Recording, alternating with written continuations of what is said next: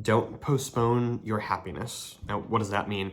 Don't think that you've probably got a goal, you've got a future, you've got something you're working toward, right? A place you want to reach. And sometimes when we do that, we think like, oh, I won't be truly happy or content until I reach this point. You know, once I graduate, then I'll be good. Once I get the job, once I pass the exam, when I buy the house, when I get married, when I have this much money, then I'll be happy. So you're postponing your happiness and your peace and your contentment until you reach a future point that is arbitrary because you just chose it.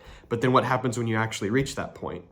You're just on to the next thing. You always have a new goal, a new future. You know, if it's finding a partner, then it's buying the house, then it's having kids. Or if you're postponing your happiness till you graduate, then once you graduate, then you postpone it to getting the job or getting the promotion. And so the goalposts are always moving further and further into the future. There's always another future you're trying to reach.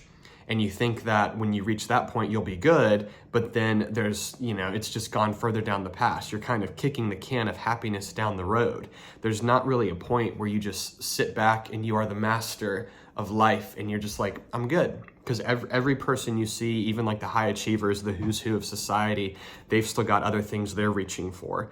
So I say that to say, you have to be able to be happy and content now and peaceful now, because there's not a future point where you're just going to be able to do it. It's if you can't do it now, the future's not suddenly going to fix everything and make it where you're good forever. So of course you still want to strive, you still want to work, you still want to have goals that you're working toward, but you can be happy and enjoy your life now along the journey the whole time, because this is really the present is all you have, because the future is always going to be off in the future. So don't postpone your happiness. Enjoy today. Make the most of appreciating and recognizing and being grateful for whatever you have now, while still striving to create the future that you want.